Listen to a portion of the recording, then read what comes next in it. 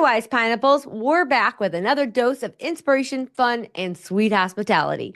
Today, we are talking about something that gets my heart racing in the best way, being crazy. And I'm not talking about losing your mind.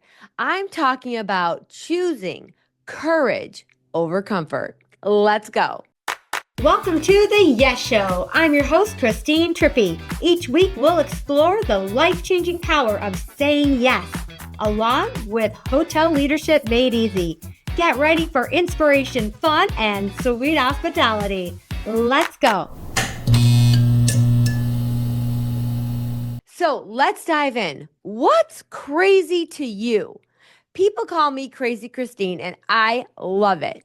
Now, why do they call me crazy? Because I'm always doing things that make others say, oh, that's crazy, including myself. I have jumped out of a perfectly good plane. I do a cartwheel and splits every day. And I stand on stage and speak to hundreds of people. But here's the thing. Crazy isn't about being fearless. It's about feeling that discomfort, that little knot in your stomach, and saying yes anyways. As a matter of fact, did you know that glossophobia, the fear of public speaking, is more common than the fear of death? This idea came from a 1973 survey by R.H. Bruskin Associates, which found that 41% of people ranked public speaking as their greatest fear, compared to just 19 people who feared of death. This led to the famous joke that at a funeral, more people would rather be in the coffin than giving the eulogy.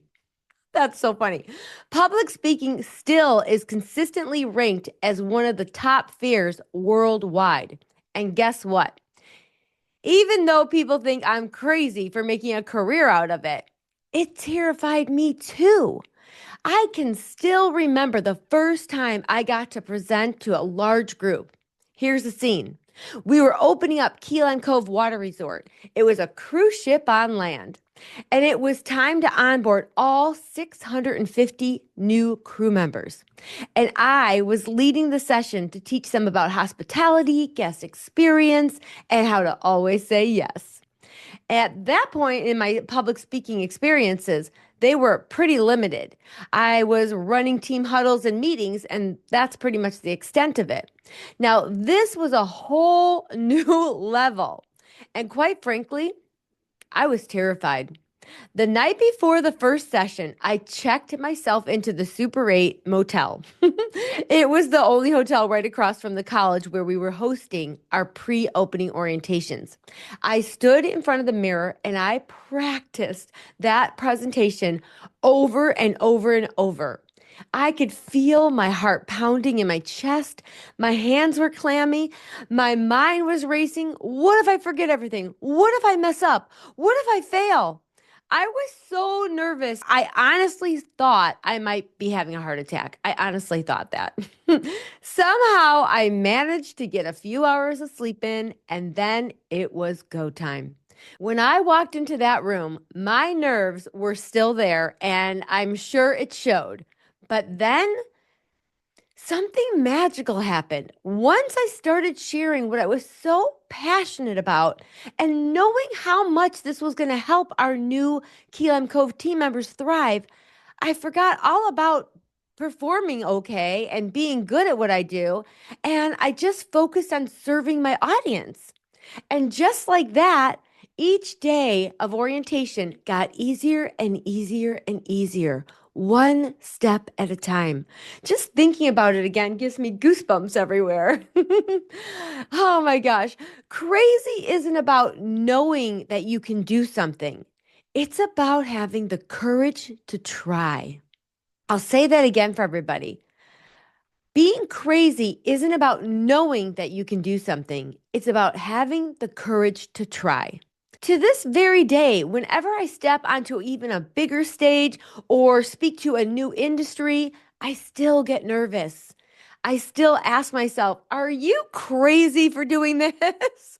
And when that happens, I go right back to that night at the Super 8 and I remind myself it's not about me, it's about serving my audience. And one step at a time, you can do this. So, why does crazy make us come alive? Did you know that stepping out of your comfort zone actually rewires your brain? When you push past fear and do something new, your brain releases dopamine, the feel good chemical, and that boosts our motivation and happiness. Studies even show that those who regularly challenge themselves by trying new things experience greater satisfaction and lower stress levels. In fact, a study from Yale found that learning something new strengthens the neural connections and it keeps our mind sharp. Mhm. Here are 3 steps to choose courage over comfort, or as I like to say, be crazy. Step number 1 is name your crazy. What is something that feels a little out of reach? Something that makes your heart race a little bit. Name it. Whether it's starting a podcast, asking for a coffee chat for your boss or your boss's boss, or speaking up in a meeting, get specific and write it down. Step 2, visualize the reward and imagine how you will feel after you have done it. When it came to writing the book, I've always wanted to write a book, but the thing is I wanted to say I wrote a book. I didn't want to do the work of writing the book. You do have to do the work too. But one step at a time, you'll get there. Think about how you're going to feel after you've done it. Will you feel proud, empowered, relieved? Studies show that visualizing your success increases your chances of achieving it by 30%. So close your eyes and see yourself on the other side of crazy, celebrating.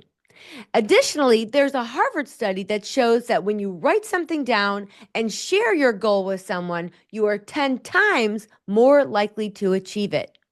So, my friends, visualize it, write it, and share it. I'd like to hear it too, so share it with me as well. Step number 3, take one tiny step. Courage doesn't have to be a giant leap. It can be one step in the right direction. Do you want to run a 5K? Lace up your shoes and take that first walk around the block. Do you want to write a blog? Jot down your first idea. One step leads to the momentum, and the momentum leads to crazy, crazy good results. But sometimes crazy doesn't work out. Yes, I did something crazy recently that did not work out at all. And wise pineapples, let me spill the pineapple tea. My sister in law brought me to a Botox party, and I thought, why not? Let's give it a try. Well, it turns out it didn't remove my smile lines, it just paralyzed my mouth. Yes, that's why you may have noticed I sound and look a little different. I'm working through it, and let me tell you, I will never try that crazy again. So, even though I inspire all of you to say yes, sometimes no is the answer. And that's okay. It's just another life lesson learned. From now on, I am going to just use the Zoom filter. I think it works better. How to rebound after a crazy flop when crazy doesn't go as planned. Here's a little bit on how you can bounce back. Laugh, learn, and every misstep is a story to tell and a lesson to learn. Sometimes the best thing to do is laugh it off and move forward. Trust me, I'm laughing and maybe crying a little bit over this Botox blunder. Adjust, don't quit. One setback doesn't mean that you stop taking risks and being crazy. Maybe one adventure wasn't for you, but that doesn't mean the next one won't be incredible or life changing. Find the silver lining, and even when things don't go as planned, there's always growth. Now, I have a hilarious new story to tell everybody and a new appreciation for my natural smile and my wrinkles. Here is a quote that might light your fire. It's from Brene Brown. And if you don't know Brene, I am going to put her TED Talk in the show notes. She is amazing. So here's her quote. You can choose courage or you can choose comfort, but you cannot have both.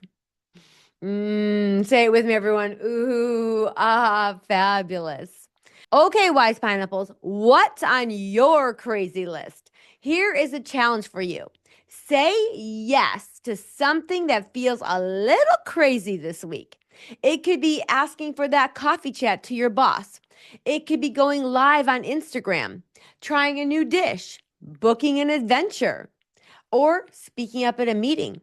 Or maybe it's simply just saying, hey, I'd like to volunteer to host Huddle this week. Ooh. Remember, crazy isn't just about doing wild things. It's about choosing to stretch yourself, to grow, and to become the person you're meant to be. But if crazy doesn't work out, shake it off, laugh about it, and move on. Until next time, my wise pineapples, say yes, stay crazy, and maybe skip the Botox parties. I'll see you next time. Same place, same time. I love yous. That's a wrap for today's show. Say yes to taking action and changing the world one yes at a time. And oh, my friend, will you say yes to review, like, and subscribe? The more yeses you give, the more juicy goodness I can bring to all of you wise pineapples. Cool or cool?